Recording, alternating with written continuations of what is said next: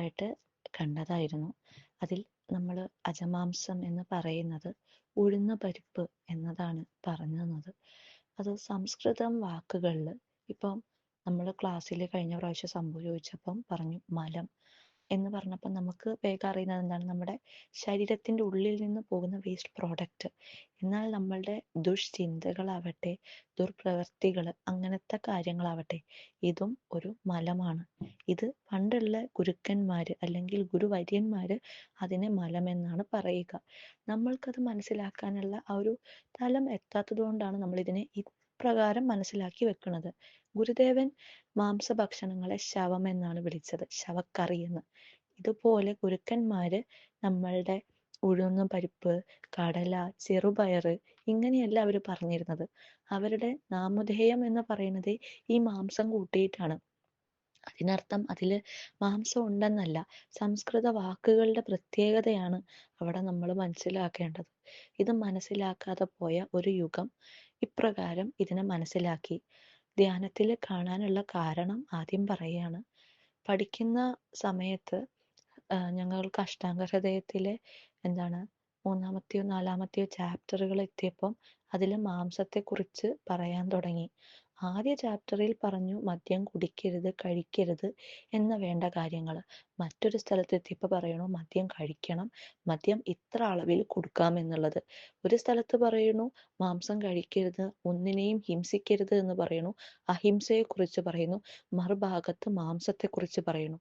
ഇപ്രകാരമുള്ള വളരെ കോൺട്രാഡിക്റ്റീവ് ആയിട്ടുള്ള അഷ്ടാംഗ ഹൃദയത്തിലെ വാക്കുകളാണ് എന്നെ കൊണ്ട് ചിന്തിപ്പിച്ചത്. ഞങ്ങൾക്ക് പഠിപ്പിക്കാൻ വന്ന ടീച്ചേഴ്സ് അവർ ഈ മാംസത്തെക്കുറിച്ച് പറയുമ്പം ഇതെല്ലാം തന്നെ ഗുരുക്കന്മാര് അവരിത് കഴിച്ചവരാണ് എന്ന് വരെ പറഞ്ഞു. ഇത് കേട്ടപ്പോഴാണ് സത്യം പറഞ്ഞ മനസ്സ് ശരിക്കും വേദനിച്ചത്.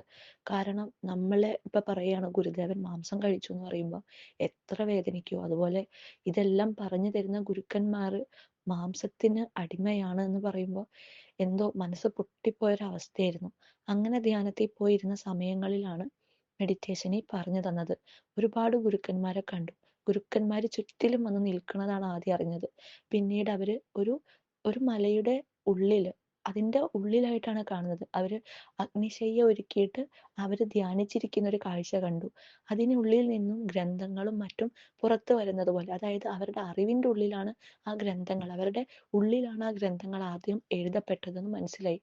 പിന്നീട് ശിഷ്യഗണങ്ങൾ ചുറ്റിലും ഇരിക്കുമ്പോൾ ശുശ്രുത ഗുരുവിനെയും ചരക ഗുരുവിനെയുമാണ് കാണാൻ സാധ്യമായത്. ആ ഗുരുവര്യന്മാര് ഇരിക്കുമ്പം ശിഷ്യര് ചുറ്റിലും ഇരുന്നിട്ട് ആ ഗുരുവിനോട് ചോദിക്കുകയാണ് ഓരോ ചോദ്യങ്ങൾ.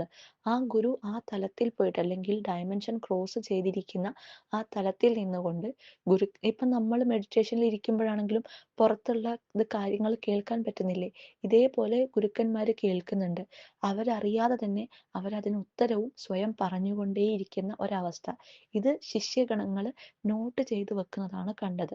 ഇവരിപ്രകാരം ആ ഗുരു പറയുന്ന കാര്യങ്ങൾ ആ ഗുരുവിൻ്റെ തലത്തിൽ നിന്നും മനസ്സിലാക്കാതെ അവരുടെ തലത്തിൽ നിന്നും മനസ്സിലാക്കിക്കൊണ്ട് ആ ഗ്രന്ഥത്തെ എഴുതപ്പെടുകയാണ് ചെയ്തത്. അഷ്ടാംഗ ഹൃദയം എന്നൊരു പുസ്തകം എടുക്കാം. അത് തന്നെ 5000 വർഷം പഴക്കമുള്ളൊരു പുസ്തകമാണ്. അന്ന് ഗുരുക്കന്മാർക്ക് സംസ്കൃതത്തിൽ അത്രയും പാണ്ഡിത്യമേറിയവരാണ്. അവര് മനസ്സിലാക്കിയതിനെയാണ് അവർ എഴുതി വെച്ചത്. എന്ന് വെച്ചാൽ അവരുടെ ആ തലത്തിൽ നിന്നുകൊണ്ട് ചിന്തിക്കാൻ പറ്റുന്ന ഒരു മനുഷ്യൻ പോലും ഇന്ന് ഈ ഭൂമിയിലില്ല. അപ്പോ ഗുരുക്കന്മാര് പറഞ്ഞ കാര്യങ്ങൾ എങ്ങനെയാണ് അവർ മനസ്സിലാക്കുക? അന്നുണ്ടായിരുന്ന ശിഷ്യർക്ക് പോലും അവരുടേതായ സ്വാർത്ഥതയുണ്ട് എന്നതാണ് അന്ന് കാണിച്ചു തന്നത്. അവരതിൽ എഴുതുമ്പോഴാണെങ്കിലും ചില ശിഷ്യർക്ക് അവരുടേതായ കണ്ടുപിടുത്തങ്ങളും അത് അവർ കൂട്ടും. കാരണം ഗുരുവിനേക്കാളും വലിയൊരു ഗുരു ആകാൻ ഉള്ളൊരു ആ ഒരു ശിഷ്യന്റെ തോന്നൽ, അതുപോലെ ഒരു അവസ്ഥയാണ് അവരിൽ കാണാൻ സാധ്യമായത്. രണ്ടാമത്തേതെന്ന് വെച്ച് കഴിഞ്ഞാൽ ഈ ആളുകൾക്കാണെങ്കിലും സ്വാർത്ഥത ഏറെയാണ്. കാരണം ഇത് ഓരോ തലമുറയ്ക്ക് ഇങ്ങനെ കൊടുത്തു വരുമ്പം ഇവരിതിൻ്റെ സുഖത്തെ അനുഭവിച്ചു വരുന്നവരാണ്.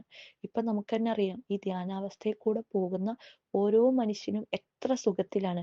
എത്ര വലിയ പ്രശ്നം വന്നാലും എപ്പോഴും നമ്മൾ സുഖത്തിലും സമാധാനത്തിലും സന്തോഷത്തിലും ജീവിക്കാൻ പറ്റുന്നു. അതിന് പണത്തിന്റെ ആവശ്യമില്ല, ഭക്ഷണത്തിന്റെ ആവശ്യമില്ല, ഒന്നുമില്ല. ഇതേ സത്യത്തെ അല്ലെങ്കിൽ ഈ പരമാനന്ദത്തെ അറിഞ്ഞ് ജീവിച്ചിരുന്ന ഒരു യുഗം അക്കാലത്ത് ഉണ്ടായിരുന്നു. എന്നാൽ എല്ലാ കൂട്ടരും സുഖം അനുഭവിക്കുന്നത് ഇഷ്ടപ്പെടാത്ത കൂട്ടരും ഉണ്ടായിരുന്നു. അവരാണ് പിന്നീട് മുതിർന്ന സമുദായക്കാർ എന്ന രീതിയിൽ അറിയപ്പെടാൻ തുടങ്ങിയത്. ബ്രാഹ്മിൻസ് എന്ന് വേണമെങ്കിൽ പറയാം. ഇവരിലേക്ക് മാത്രമായിട്ട് ഗ്രന്ഥങ്ങളെ അവർ ഒതുക്കി മാറ്റുകയാണ് ചെയ്തത്. സാധാരണക്കാരായ മനുഷ്യർക്ക് ഇത് കൊടുത്തു കഴിഞ്ഞാൽ ഇവരും ഇതേ സുഖം അനുഭവിച്ച് ജീവിക്കണ്ട എന്നൊരു ചിന്താഗതിയിൽ അവര് അധപ്പതിക്കുകയാണ് ചെയ്തത്.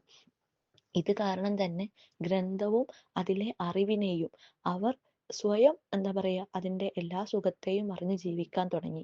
ഒരു സമയം കഴിഞ്ഞപ്പോൾ എല്ലാവരിലേക്കും ഗ്രന്ഥം ഒരുപോലെ എത്താൻ എന്താണ് കാരണമാവാൻ പോവുകയാണ്. അതായത് ഇനിയുള്ള കാലത്ത് എല്ലാവർക്കും പഠിക്കാം, എല്ലാവരും പഠിക്കണം എന്ന ഓരോരോ വാക്കുകൾ, അങ്ങനത്തെ നിയമങ്ങൾ വന്നപ്പം ഈ ഗ്രന്ഥങ്ങൾ അവരുടെ കയ്യിൽ ഒതുങ്ങാതെ വരുന്ന ഒരു അവസ്ഥയുണ്ട്.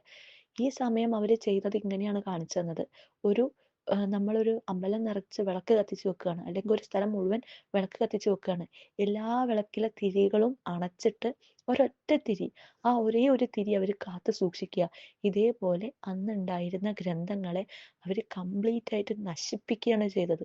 കാരണം ഇതിലെ ഓരോ സുഖവും അല്ലെങ്കിൽ ഇതിൻ്റെ സുഖാവസ്ഥയിൽ എല്ലാവരും എത്തിക്കഴിഞ്ഞാൽ പിന്നെ ഞങ്ങൾക്ക് എന്താണ് ഇതുകൊണ്ടുള്ള ബെനിഫിറ്റ് എന്ന് ചിന്തിച്ച അത്രയ്ക്ക് നീചരും സ്വാർത്ഥരുമായ മനുഷ്യരാണ് അവയെ ഇല്ലായ്മ ചെയ്തത്. എന്നിട്ട് നമ്മൾ കണ്ടിട്ടില്ലേ, അതായത് നല്ല നല്ല ദൈവങ്ങളെ അവരെടുത്തിട്ട് ദുർശക്തികളെയും കാളി, ചിരുത എന്നിവയെ ഈ സാധാരണക്കാരിലേക്ക് കൊടുത്ത പോലെ ഗ്രന്ഥങ്ങളിലാണെങ്കിലും ആ ഗ്രന്ഥങ്ങളിലെ ശ്രേഷ്ഠതയെ മാറ്റി അതിൽ മാംസവും മജ്ജയും വേണ്ടാത്ത എല്ലാ സാധനങ്ങളും തിരുത്തി മാറ്റിയിട്ട് അത് സാധാരണക്കാരിലേക്ക് എത്തിക്കുകയാണ് ചെയ്തത്. അന്ന് ധ്യാനത്തിൽ ഒരു കാഴ്ചയും കണ്ടിരുന്നു. ഈ യഥാർത്ഥ ഗ്രന്ഥം അല്ലെങ്കിൽ ആ ശ്രേഷ്ഠമായ ആ ചരകന്റെ ആണെങ്കിലും ശുശ്രുതദേവന്റെ ആണെങ്കിലും ആ ഗുരുക്കന്മാരുടെ പുസ്തകം ഇന്നും എവിടെയോ അവര് വച്ചിട്ടുണ്ട്. അത് എവിടെയാണ് എന്താണെന്ന് അറിയില്ല. പക്ഷെ അത് ഇന്നും ആ ഒരു ദീപം ഈ ലോകത്ത് ഉണ്ട്. പക്ഷെ അതിനെ കണ്ടുപിടിക്കാൻ കഴിയാത്ത വിധം അവരതിനെ ലോക്ക് ചെയ്ത് വെച്ച പോലെ. ഈ സ്വർണം നമ്മൾ ഖജനാവിൽ വെച്ച് പൂട്ടിയിട്ട് കുറെ അതിന് ഇത് കൊടുക്കില്ലേ, ഇതേപോലെ തന്നെ അതിൻ്റെ ശ്രേഷ്ഠതയെ അറിയുന്ന ഗുരുക്കന്മാര് ആ ഗ്രന്ഥത്തെ പൂട്ടി വെച്ചതായിട്ടാണ് കാണാൻ സാധ്യമായത്. അത് എല്ലാവരുടെ കയ്യിലും എത്തിയിട്ടില്ല. ഇന്ന് നമ്മൾ പഠിക്കുന്ന ഗ്രന്ഥങ്ങൾ, അതും ഗുരുക്കന്മാരുടെ ഗ്രന്ഥങ്ങൾ എന്ന് പഠിക്കുന്നതെല്ലാം തന്നെ പിന്നീട് വന്ന തലമുറക്കാര് മാറ്റം വരുത്തിയ ഗ്രന്ഥങ്ങളാണ്. യഥാർത്ഥ ശ്രേഷ്ഠ ഗ്രന്ഥങ്ങൾ ഇന്നും ഭാരതത്തിലുണ്ട്. ആ ഭാരതത്തിലെ ഗ്രന്ഥങ്ങൾ എന്നാണോ സാധാരണക്കാരിൽ എത്താൻ സാധ്യമാകുന്നത്, അന്ന് റവല്യൂഷൻ സ്റ്റാർട്ട് ചെയ്യാൻ പോവാണ്. ഭാരതം മാറി മറിയാൻ പോവാണ്. പിന്നെ ഇത്രയൊക്കെ നമുക്ക് ഗുരുക്കന്മാർ അന്ന് പറഞ്ഞു തരാൻ കാരണമുണ്ട്. കാരണം നമുക്ക് ഇതൊന്നും തന്നെ അറിയണമെന്ന് വെച്ചിട്ടല്ല, എന്നാൽ എങ്ങനെയാണ് മൂല്യച്യുതി സംഭവിച്ചത് എന്ന ചോദ്യത്തിന്റെ പിന്നാലെ നടന്നൊരു സമയമാണ്. അന്ന് ഒരു സ്ത്രീയെ കണ്ടു. എന്താ പറയാ, നല്ല ഭംഗിയുള്ളൊരു സ്ത്രീയാണെങ്കിലും വസ്ത്രം കീറിപ്പറിഞ്ഞ് എന്താ പറയാ വയസ്സായി ചുക്കിച്ചുളിഞ്ഞ് ശരീരത്തോട് കൂടിയിട്ട് അത് കാണാൻ കഴിഞ്ഞത് ഈ ഗ്രന്ഥത്തെയാണ്. ആ ഒരു രീതിയിൽ നമ്മുടെ അമ്മയെ തന്നെ നമ്മൾ എന്താ പറയാ അത്രയും ഒന്നുമില്ലാതെ വിശപ്പ് സഹിക്കാനാവാതെ ചുക്കിച്ചുളിഞ്ഞ് മുഖവും എല്ലാം ചുളിഞ്ഞു നിൽക്കണ ഒരു അവസ്ഥ പോലെ ആ ഒരു ഭീകരതയിൽ ഒരു സ്ത്രീയെ കാണാൻ പറ്റി. പക്ഷെ അതെന്റെ അമ്മയാണെന്നാ പറഞ്ഞത്. അത് നമ്മളുടെ ഗ്രന്ഥങ്ങളുടെ ഇപ്പോഴത്തെ അവസ്ഥയാണ്.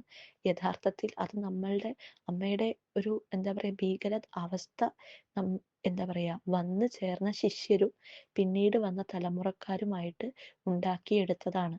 അല്ലാതെ അതൊന്നും യഥാർത്ഥ ഗ്രന്ഥങ്ങളല്ല. ഇപ്പം വാൽമീകി രാമായണമുണ്ട്. അതുപോലെ എത്ര രാമായണങ്ങൾ സ്വയം അവർ രചിച്ചു കഴിഞ്ഞു. യഥാർത്ഥത്തിലുള്ള രാമായണത്തിലെ കണ്ടന്റുമായിട്ട് സാമ്യമുണ്ടെന്നല്ലാതെ അവ യഥാർത്ഥത്തിലുള്ള രാമായണമല്ല. അങ്ങനെ എഴുതപ്പെട്ട രാമായണങ്ങളിലെല്ലാം തന്നെ മൂല്യച്യുതി സംഭവിച്ച രാമായണങ്ങളാണ്. ആ രാമായണത്തിലും ശ്രേഷ്ഠമായ രീതിയിൽ പിന്നീട് ആ ഗ്രന്ഥത്തെ രചിക്കാൻ അല്ലെങ്കിൽ അതുപോലെ അതിനെ എന്താ പറയാ ഒരു പെർഫെക്ഷൻ, അതൊന്നും തന്നെ പ്യൂരിറ്റി ഇതൊന്നും തന്നെ പിന്നീട് വന്ന രാമായണത്തിലില്ല എന്ന് പറയണ പോലെ ഗ്രന്ഥങ്ങളിൽ എഴുതപ്പെട്ട ശ്രേഷ്ഠതയെ മാറ്റിമറിക്കാൻ നോക്കിയ ഒരുപാട് ജനതയുടെ ഒരു വലിയ ജനതയുടെ തെറ്റിന്റെ പരിണാമ ഫലമാണ് നമ്മൾ ഇന്ന് പഠിച്ചുകൊണ്ടിരിക്കുന്നത്. അല്ലെങ്കിൽ ഒന്ന് ചിന്തിച്ചാൽ മനസ്സിലാക്കാം. ആയുർവേദം എന്നാ പറയുന്നത്. ആയുസ്സിനെ കുറിച്ച് നമുക്കറിയാൻ, എങ്ങനെ ഒരു വ്യക്തിക്ക് ഒരുപാട് കാലം സുഖമായിട്ടും സന്തോഷമായിട്ടും ജീവിക്കാം എന്നാണ് ആയുർവേദത്തിൽ കൂടെ പറയുന്നത്. അപ്പം ഏറ്റവും ശ്രേഷ്ഠമായ ജീവിതം ജീവിക്കേണ്ട മനുഷ്യർ ഇത്രയും താഴ്ന്ന രീതിയിൽ ജീവിക്കുന്നുണ്ടെങ്കിൽ തന്നെ മനസ്സിലാക്കാം ആ വേദത്തിന് മൂല്യച്യുതി സംഭവിച്ചു കഴിഞ്ഞു എന്നത്. നമസ്തേ.